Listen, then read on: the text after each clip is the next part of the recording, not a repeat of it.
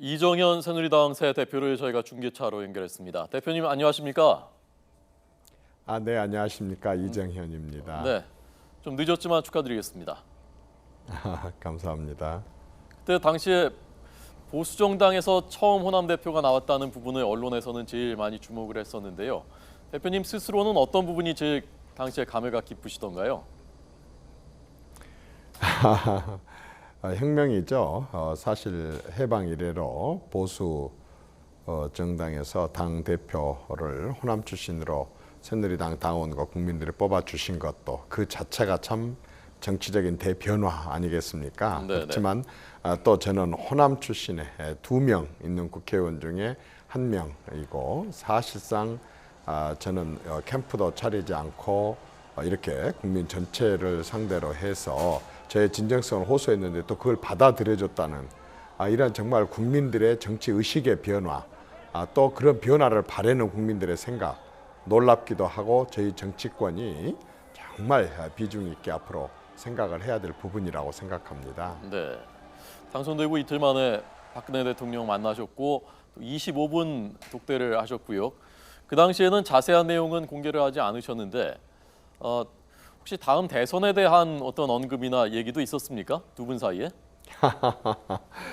대선은 아직 많이 남아 있고요. 대선이 다음번 대선이 절대 중요하고 새누리당의 정권 재창출도 매우 중요한 그런 문제이기는 합니다만은 네. 그러나 아무리 대선에 이기고 싶다 손 치더라도 지금처럼 국민들로부터 사랑을 잃게 되어 있다고 한다면 아무리 대선 준비를 잘하고 좋은 후보를 내봐도 소용이 없습니다. 저는 당 대표를 하면서 내년에 대선 관리도 잘 하겠지만 어쨌든 현 박근혜 정부가 반드시 성공을 해서 국민들로부터 정말 책임감 있는 정부였었고 잘했다라는 평가를 이끌어 내는 것이 최우선이고 그것을 하기 위해서는 정치 개혁하고 특히 국민들의 삶, 민생 문제에 대해서 지금까지 경험해보지 못한 그런 방식의 접근을 꼭 해 보이겠습니다. 예.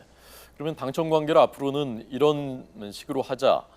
지금까지 수평적이지 않았다는 문제 제기들이 많았으니까요. 그런 부분에 대해서도 좀 얘기를 나누셨습니까? 대통령님과 공개 또 비공개해서 나눈 말씀들은 국가 국민에 대한 문제입니다. 지금 사드 문제를 포함한 국가 안위의 문제라든가 또는 어쨌든 국민들의 삶이 지금보다 좀 더 나아질 수 있는 그러한 부분들에 대한 현안들이나 또 국회 지금 계류 중인 정부가 추진하려고 있는 법안이라든가 이런 부분들에 대해서 많은 얘기를 나눴었고요. 뭐 수직이다, 수평이다 하는 것은 이제 보기 나름인데요. 하여튼 예전하고 달리 좀 더 청와대와 긴밀한 관계를 유지할 수 있는 체제를 제가 구축하도록 하겠습니다. 네. 오늘 개각 발표되는데요. 장관이 3명 교체됐고요. 오늘 개각에 대해서는 어떻게 보셨습니까, 대표님? 개각은 어쨌든 뭐 상식입니다만 인사권은 대통령한테 있는 것입니다. 네. 대통령이 지금 시점에서 판단해서 대폭으로 하냐, 중폭으로 하냐, 소폭으로 할 것이냐 하는 것은 국정 운영을 하면서 대통령의 필요에 따라서 그렇게 하게 될 겁니다. 제가 봤을 때는 한 2가지 의미가 있다고 보는데 우선 소폭으로 했다고 하는 것은 지금의 정책 기조를 그대로 유지해 가고 있다고 하는 그런 안정의 비중을 둔 점 하나 하고 정부 출범한 지가 지금 한 3년 6개월, 7개월 다 돼가고 있는데요. 지금 처음 출범할 때부터 지금까지 있었던 장관이 3분 있었거든요. 그중에서 2분, 이번에 환경부 장관하고 농림부 장관 2분을 교체를 했습니다. 이것은 하나의 저는 쇄신으로 받아들이고 상당히 전문성도 중시 여기고 하지 않았느냐 싶습니다. 네. 야당에서는 특히 호남 인사가 이번에는 입각해야 된다는 제기들이 있었고 대표님께서도 균형 인사, 당평 인사를 얘기하셨었는데 호남 장관은 이번에 안 나왔단 말입니다. 거기에 대해서 어떻게 보셨습니까? 그렇습니다. 제가 대통령님께 직접 말씀도 하셨고 또 저는 앞으로도 계속 요구를 할 겁니다만은 정부 인사가 됐든 또 제가 하게 될 당 인사가 됐든 저는 탕평 인사, 배려 인사, 능력 인사 이런 부분을 아주 중시 여길 거고 네. 또 대통령님께도 그런 요구를 할 것입니다. 예. 그런데 제가 당 대표가 당선된 그 시점에는 사실상 이미 개각에 대한 검증 오늘 정도 이렇게 발표된다고 그런다면 이미 검증이 훨씬 이전에 결정이 돼서 검증까지 마치는 그런 단계가 지났기 때문에 네. 이번에 제가 말씀드린 그런 부분들에 대해서 제가 건의드린 것이 받아들여졌다 안 받아들였다 이렇게 말하기는 조금 이릅니다. 네. 우병우 민정수석이 이번에 포함될 것이냐, 저기 내각은 아닙니다만은 그 부분이 초점이었는데 일단 포함 안 됐거든요. 우병우 수석과 추에 대해서는 어떻게 생각하십니까, 대표님? 이미 여러 단계에서 이제 조사가 지금 진행이 됐고 뭐 거의 맞춰가는 시점이 아닐까 싶어요, 기간상으로. 예. 그래서 한번 결과를 조금 더 지켜보십시다. 네. 예. 알겠습니다. 대표님의 화법이 다른 당에서도 그렇고요, 대통령과 대화를 하실 때도 뭐 이런 식으로 이미 그렇게 하고 계십니다만은 그리고 대통령께서 판단하실 문제입니다만은 하면서 이제 그 뒤에 하시고 싶은 말씀을 하시는 걸로 저희가 들었거든요. 그래서 그게 그래서 좋은 면에서는 상대의 마음을 상하지 않고 수용될 수 있게 하는 데는 더 효과적일 수 있다라는 긍정적인 측면이 있는데 반면에 그렇게 말씀을 하셨는데 수용을 안 하면 예컨대 이번에 개각처럼 그러면 그 다음엔 어떻게 할 방법이 없는 게 아니냐. 그래서 이게 수평적인 관계가 안 되는 게 아니냐라는 의견에 대해서 어떻게 보십니까?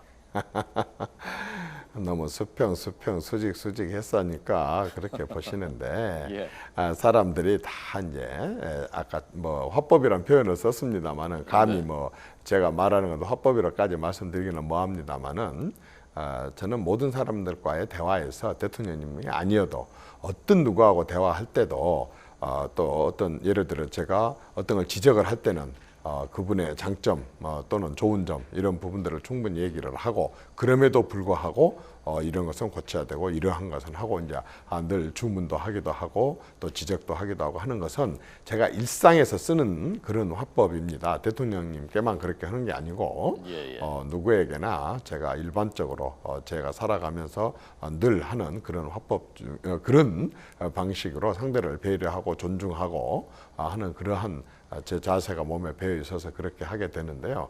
그걸 또 뭐 대통령님이라고 해서 특별히 그렇게 한 게 아니고 평상시에 제가 하는 말의 투가 그렇습니다. 예.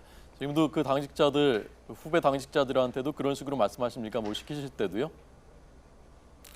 오늘 또 제가 점심을 먹으면서도 그런 얘기를 했습니다. 오늘 또 여의도 연구원에 연구위원들하고 얘기를 하면서 정말 여러분들처럼 이렇게 실력을 갖추고 또 여러분들처럼 시간적인 여유를 갖고 이렇게 잘할 수 있는 사람들이 없다. 그리고 여러분들이 그동안에 굉장히 많은 업적과 실적을 내왔었다. 그럼에도 불구하고 나는 양에 차지 않는다. 앞으로 여러분들에게 이렇게 정말 밤을 새워서 일하기를 주문을 하고 또 밤늦게까지 휴일날까지도 이렇게 일을 하기를 주문을 한다. 왜냐하면 당신들만이 할 수 있는 능력을 갖고 있기 때문에 당신들한테 일에 많이 이렇게 부하가 걸릴 수밖에 없다라는 투로 얘기를 했습니다. 그분들이 지금까지 해왔던 실적과 또 잘하고 있는 부분을 충분히 칭찬을 해주고 그리고 나서 또 제가 주문하려고 하는 것은 세게 주문을 하고 이런 것은 제가 하는 방식인데 모든 사람들의 말의 방식이 같을 수가 없습니다. 상대방들을 설득을 하거나 상대방의 말을 전달을 함에 있어서 각자가 다 자기 방식이 있는 거고 저는 적어도 그게 상대방에 대한 배려라고 생각을 하고 또 그게 진심이기도 하고 그렇기 때문에 그런 식으로 합니다. 네, 알겠습니다. 계파 청산하시겠다고 말씀하셨는데 사실은 친박 비박이 몇 년째 엄존을 하고 있고 게다가 이제는 대선을 앞두고 뭐 서로 양보할 수 없는 싸움을 할 수밖에 없는 측면이 있는데 계파를 청산하시기 위한 어떤 특단의 보관을 갖고 계십니까? 개파라고 하는 것에 대해서 저는 언급 자체를 별로 하고 싶지가 않습니다. 지금 진행하신 앵커님께서 지금까지 살아오면서 우리 한국 정치사를 한번 보십시오.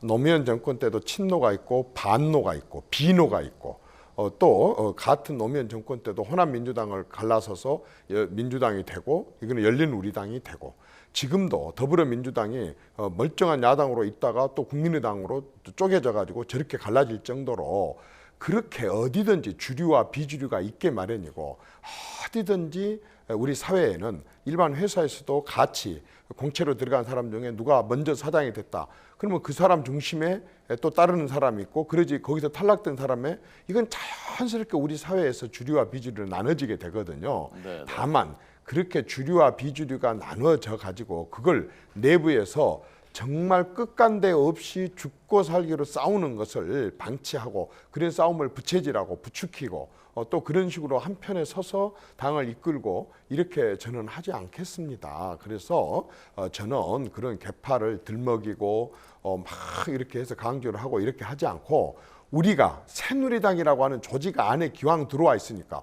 더불어민주당 갈 수도 있고 국민의당 갈 수도 있고 정의당도 갈 수 있지만, 그 당에 안 가고 정치를 하면서 기왕 새누리당에 왔다면 새누리당에서 추구하는 정책과 노선과 방향이 있거든요. 그러면 그 안에서 그걸 실현시키는 데 몰두하고, 그러한 가치를 갖다가 함께 실현해 나가는 것에 함께 몰두를 하고 의미 있는 일을 하게 된다고 한다면, 저는 어느 사이에 우리가 무슨 개파였지라는 걸 잊게 된다고 봅니다. 그러나 이제 예를 들어서 완전히 대선에 가가지고 어느 후보를 돕는다거나 그쪽에 서야 되는 상황이 된다고 한다면 그때는 어쩔 수 없습니다. 그러나 평상시에 굳이 그렇게 나눠가지고 백해무익한 아무 의미도 없는 그런 파벌과 개파 전쟁을 하는 것은 저는 바람직하지 않기 때문에 제 스스로가 그러한 어떤 파벌의 중심에 서지 않겠습니다. 대신 소속 사람 구성원들 모두를 갖다가 가치 있고 의미 있는 일에 함께, 그것은 민생, 정치개혁 이쪽에다 막 같이 일을 하다가 보면 어느 사이에 그런 파벌과 개파를 잇게 됩니다.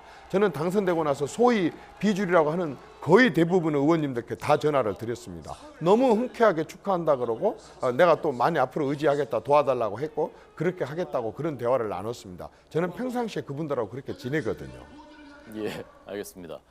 대표님 하시고 싶었던 말씀이 많았던 것 같습니다. 오늘 저희가 모시기 잘한 것 같습니다. 대표님, 이른바 불리는 엘리트가 아니고 이른바 인류대 출신이 아니시고 말단서부터 당직자로 시작하셨고, 또 호남에서 아주 밑바닥부터 이렇게 훑으셨고, 그래서 아마 국민들이 일반 국민들하고 거리가 좀 멀지 않은 정치인이 아니냐라는 그런 느낌, 이미지를 가지고 있는 것 같고요. 그래서 이정현 대표가 되면은 정치가 좀 바뀔 수 있겠다, 그런 기대를 하는 분들도 꽤 있는 것 같습니다. 대표님이 생각하는 이정현이 대표가 되니까 정치가 이렇게 바뀌었다, 또 당이 이렇게 바뀌었다 하는 걸 위해서 제일 중요하게 생각하시는, 제일 우선으로 생각하시는 것은 무엇인지 그게 좀 궁금했습니다. 저는 제가 33년 동안 체험했던 국회, 대한민국 국회를 분명하게 바꿀 겁니다. 그냥 바꾸는 정도가 아니라 지금까지와 완전히 다른 방식으로 하겠습니다. 지금은 국회의원들이 셀프 개혁, 자기가 자기 개혁을 했기 때문에 국회 개혁은커녕 국회의 기득권 유지나 특권을 더 굳건하게 하는 그런 개악을 해왔다고 한다면, 네. 저는 이번에 셀프 개혁이 아닌 국민들을 참여시켜서 개혁을 주도시키는 방안을 하겠습니다. 그것이 제가 이제 대한민국 국회 70년 총정리 국민위원회 구성인데요. 이미 국회의장님을 뵙고도 말씀을 올렸고 우리 내부에서도 지금 그 부분을 하나씩 준비를 해가고 있습니다. 예. 우선 이렇게 하나 할 것이고, 또 다른 거 하나는 앞서 말씀을 앵커님께서 하셨지만은 제 스스로가 모든 게 바닥에서부터 시작하면서 제 삶 자체입니다. 제가 경험했던 겁니다. 경험에서 나온 느낌, 경험에서 나온 분노, 경험에서 나온 정말 창피하고 또 아쉬워하고 하는 그런 부분들을 저는 최대한 제 정치에 그대로 반영을 해서 조금도 제 스스로가 그걸 벗어나서 위선하고 가식하고 목에 힘주고 어깨에 힘주고 폼 잡고 대접받고 하는 그 모든 걸 한번 내려놔 보겠습니다. 예, 그게 너무 상식이고 기본임에도 불구하고 그런 상식과 기본이 통하지 않아 왔었던 것이 지금까지 우리 정치의 지도 급의 인사들이 했었다고 한다면, 저는 실제로 제 삶과 실제로 정치에서 보여주는 그런 모습들을 그대로 한번 실천을 해볼 생각입니다. 예, 저희가 지금 그 밑지 모자 쓰시고 자전거 타고 현장 누비시는 모습 화면으로 봤는데요. 지난 대선 때 2012년에 호남에서 박근혜 당시 후보께서 전남은 10%, 전북은 13%, 광주 7%를 득표를 했었습니다. 이제 호남 대표가 새누리당을 지휘해서 다음 대선을 치르게 될 텐데, 다음 대선에서는 호남에서 얼마 정도 득표 가능하다고 보십니까? 그 호남 주민들의 선택할 것을 제가 미리 얘기하는 것은 진짜 시건방입니다만 목표는 세울 수 있다고 봅니다. 저는 20% 이상의 목표를 분명하게 두겠습니다. 왜냐하면 이제 순천 분들의 마음의 문을 열자 부산, 경남, 대구 쪽에 주민들이 마음의 문을 열어서 김부겸 의원이라든가 민주당 의원을 포함해서 야당이 15명이나 경상도에서 당선됐습니다. 그러나 그것에 또 다시 호남에서는 그동안에 호남에서 30여 년 동안 일당 독주를 해왔던 민주당이 광주, 전남에서 단 한 석, 새누리당과 똑같이 단 한 석, 전라북도에도 2석 합해갖고 총 28석 중에 3석밖에 못 얻었거든요. 이건 이제 국민들이 전국적으로 사람을 보고 정책을 보고 그다음에 자신들에게 어떤 이득을 줄 수 있느냐라는 걸 보고 이제 후보를 선택을 하고 한다는 것을 보여주는 거거든요. 따라서 이번에 또 전국의 많은 영남을 포함한 많은 사람들이 호남 출신 이정현이를 선택해줬고 호남 사람들 또한 기꺼이 이정현이 잘하고 새누리당에서 호남에 대한 배려라 호남에 대해서 소외를 하지 않고 하는 정책을 펼친다고 한다면 그 자체가 호남 사람들의 마음의 문을 열게 하는 그러한 비결이 될 것이고 저는 20% 이상에 대해서는 능히 해줄 수 있고 호남에서뿐만 아니라 서울, 경기, 인천과 대구, 경북, 부산, 경남, 구미, 창원, 울산 이런 데 많이 나가 있는 출향 호남 사람들도 마음의 문을 크게 열시리라고 봅니다. 따라서 지금 제가 얼마나 호남에 대해서 탕평 인사를 하고 탕평 정책을 펼치느냐 그리고 그러한 것을 현 정부와 여당이 부응을 해주냐에 따라서 어마어마한 대선의 판도를 가를 수 있는 그런 결과도 나올 수 있다고 봅니다. 이번에 대표 당선되시고 나니까 그 호남 분들 지역이나 또는 지금 말씀하신 출향 호남 출신 분들이 어떤 말씀들 하시던가요? 정말로 상상을 할 수 없을 정도의 반향을 봅니다. 너무 좋아하시고 너무 축하한다고 하고 정말 기적 같은 일이 이렇게 있었다. 그리고 정말 새누리당이 호남 출신 이정현 혈혈 단신 혼자 가 있는 이정현에게 그렇게 당 대표까지 맡길 정도로 그런 당이었느냐 놀랍다. 정말 여기서 한번 크게 성장해보고 특히 호남 사람들의 그러한 여러 가지 가슴 깊숙이 있는 정서 이런 부분들을 새누리당 회의 석상에서도 얘기도 좀 하고 달라져 봐라. 그렇게 해서 새누리당이 변하면 당연히 호남 사람들도 변할 것이다라는 격려를 많이 받았습니다. 최근에 지금 대선 치르면은 새누리당이 질 것이다라고 말씀하셨던데요. 슈스케 슈퍼스타 K식으로 대선 후보 경선하시겠다라고 말씀하셨던데 어떤 식으로 어떻게 하겠다는 건지 좀 보관을 말씀을 해주시죠. 그렇습니다. 지금 특정인 몇 사람 이렇게 정해가지고 그쪽으로 몰아가는 그러한 대선이 아니라 정말 대선 후보들에 대해서 문호를 활짝 개방을 해서 영입도 하고 기존에 계신 분들도 참여를 시키고 이런 식으로 한 다음에 그 한 10여 명 이상의 그 후보들이 석 달 내지 5달 동안 아주 치열한 내년에 치열한 정책 경쟁, 공약 경쟁, 국정 운영에 대한 비전 경쟁을 아주 치열하게 붙여서 국민들이 관심을 갖게 들여다보게 하고 그 과정에서 이제 한 3 내지 5개월 지난 뒤에 열흘에 보름에 한 명씩 여론조사를 해서 탈락을 시켜가는 그런 방식으로 쭉 정책 토론을 벌린 다음에 최종 2명이 나온다면 그 2명을 모시고 이제 전당대회를 치르는 그런 슈퍼스타 K 방식의 한번 그런 방식을 당내에서 논의를 붙여서 한번 관철을 시켜볼 생각입니다. 그런데 이 얘기 나오니까 비주류 쪽, 그러니까 비박 쪽에서는 어떤 방법으로 그걸 탈락시킬 수 있느냐, 그 규칙을 어떻게 만드느냐에 따라서 많이 달라지는 것 아니냐, 그다음에 반기문 총장한테 유리하게 만드는 것 아니냐, 그다음에 당원 당규가 있는데 그 개정에 대한 논의 없이 왜 이 얘기를 먼저 대표가 꺼내느냐, 이런 얘기들을 하고 있단 말입니다. 뭐든지 우리가 개선하지 않고 그냥 있는 그대로를 한다고 한다면 발전이라는 것은 있을 수가 없습니다. 현상이 굉장히 불가능해 보이고 내년 대선이 어렵다 그러면 그걸 극복해 가는 방안을 찾아내서 개선하고 개혁하는 것, 그게 당 지도부 아니겠습니까? 그거 하라고 새로운 사람에 맡긴 것이고 그렇기 때문에 새로운 방법을 찾아서 의견 제시를 하고 당연히 그 안에 대해서는 당 내외 무지막지한 그런 여론 수렴을 하게 될 겁니다. 네, 네. 그렇게 하고 그게 뭐 반기문 총장님께서 지금 새누리당에 들어온다는 말씀도 하신 적도 없고 예. 또 지금 임기 중에 우리가 너무 그분을 대선과 연관시켜서 띄우는 것도 그분을 위해서나 나라를 위해서나 바람직하지 않기 때문에 자제를 좀 해야 될 뿐만 아니라 네. 그 제도가 왜 반기문 대표한테 유리합니까?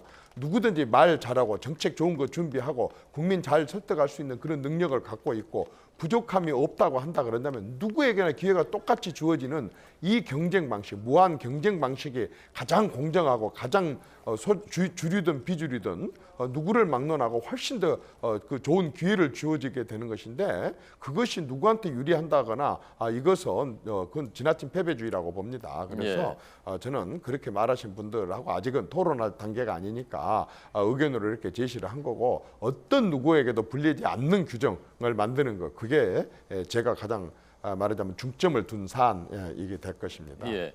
말 나온 김에 반기문 사무총장의 대선 경쟁력에 대해서는 대표님 어떻게 생각하십니까?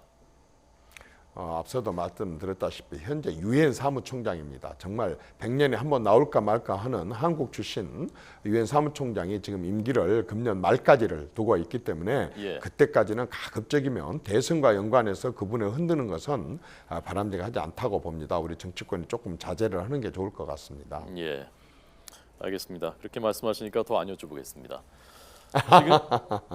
지금 핸드폰을 요즘도 그 018로 시작되는 투지폰 그걸 쓰신다면서요? 한 번도 바꿔본 적이 없습니다. 보여드려 볼까요? 바쁘시군요. 이것입니다. 제가 이것을 지금도 청와대에 있을 때도 이걸 쓰고 지금도 쓰고 그 전에도 쓰고 제가 이 핸드폰에 관해서 두 가지를 안 바꿨는데 하나는 인순이 가수 인순이의 그 거위의 꿈이라는 컬러링을 안 바꿨고 그리고 이 핸드폰을 2G 폰을 그대로 쓰고 있습니다. 제가 아주 정치를 막 시작하면서부터 너무 많은 사람들하고 인연을 맺었고 그분들이 수년이 지나도 전화했더니 통화가 되더라. 이 소리를 할 때 너무 반갑습니다.